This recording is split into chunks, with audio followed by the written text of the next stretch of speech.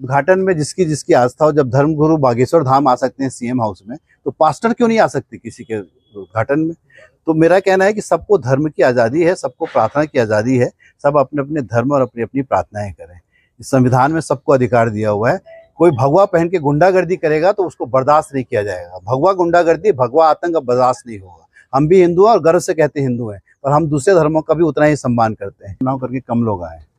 कल की जो घटना हुई है मैम, एक तो रतनपुर की धर्मनगरी में कुछ नहीं हुआ, वहाँ से 25 किलोमीटर आप तो गई थी, पुड़ू का राष्ट्रीय ग्राम बंगला भाटा है, जिसपे करीब करीब 15-20 सालों से एक झोपड़ी नुमा प्रार्थना घर था, जिस पर सब समाज के लोग समय आने पर सांस्कृतिक अपना कार्यक्रम करते हैं, किसी की शादी ब्याह हो, सब कार्यक्रम करते हैं।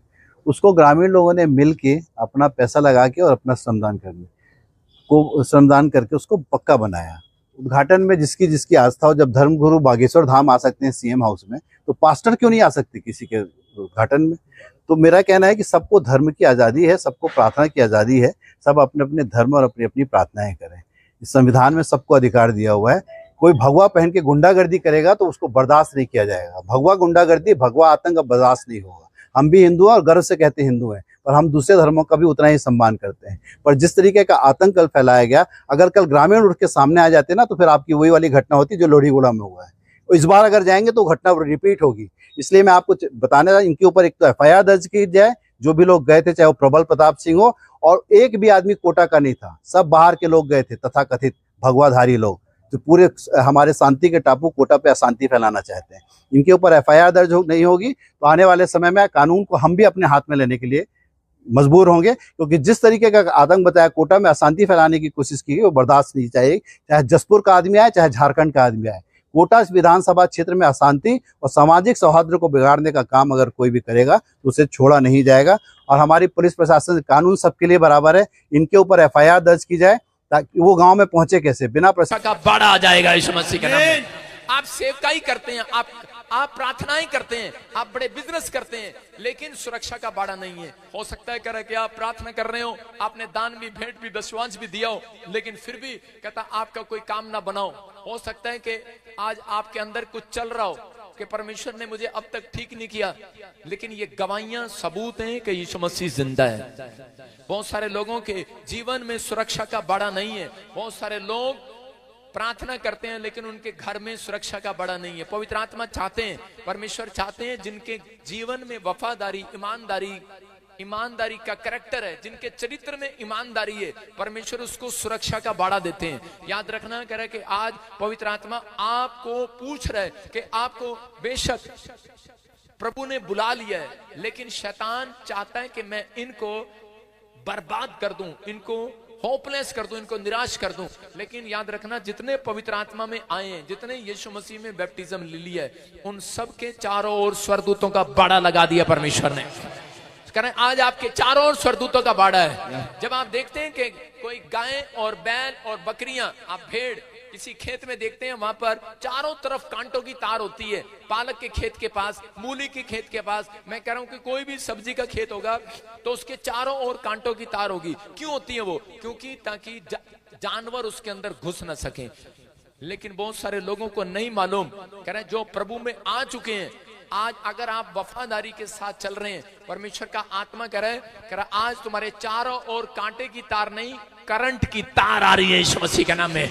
जो कह रहा तुम्हारे बिजनेस को छुएगा करंट लगेगा, जो तुम्हारे बच्चों को छुएगा करंट लगेगा। कह रहे हैं कि पवित्र आत्मा चाहते हैं। God bless you all of you.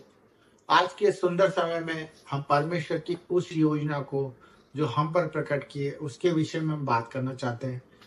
तो सबसे पहले हम ये बात करना चाहते हैं कि जो लोग परमेश्वर के जीवन में आ जाते हैं, उनके जीवन में परेशानियां और रुकावटें और बंधनें क्यों सबसे ज्यादा उनको नजर आने लग जाती है, और वो क्यों इस समस्याओं में ही उलझे रहते हैं, जबकि परमेश्वर उनके सामने खड़ा रहता है।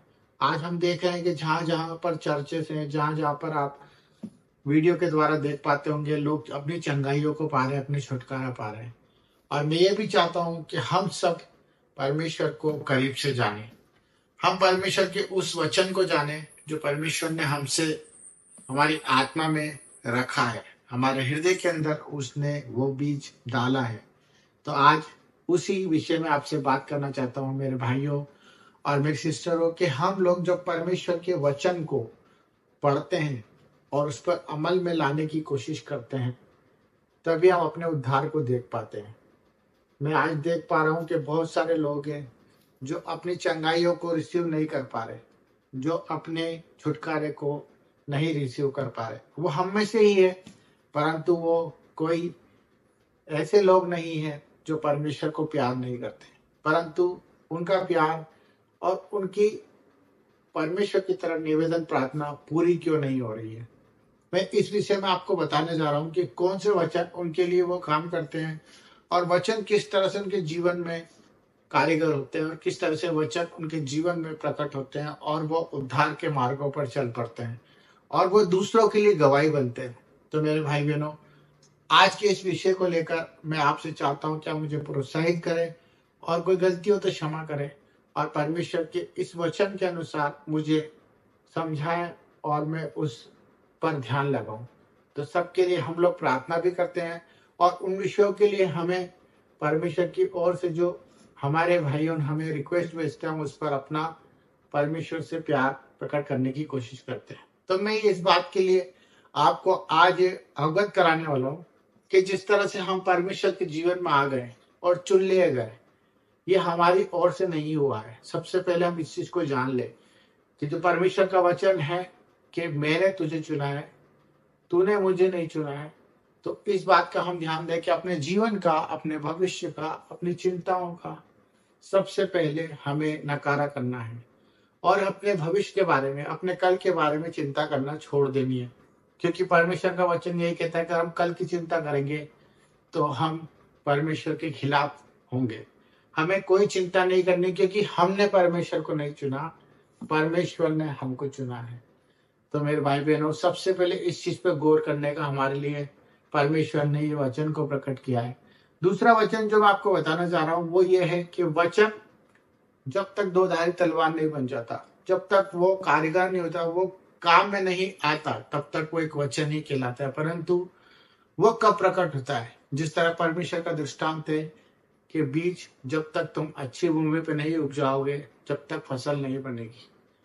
तो उसी प्रकार परमेश्वर का वचन भी यही कहता है कि आप अगर वचन पढ़ते हैं और सुनते भी हैं, पर जब तक अपने हृदय में उसको जगह नहीं देंगे और उस हृदय से आपके अंदर वो आवाज नहीं आने लगेगी, तब तक आपका उद्धार नहीं हो सकता।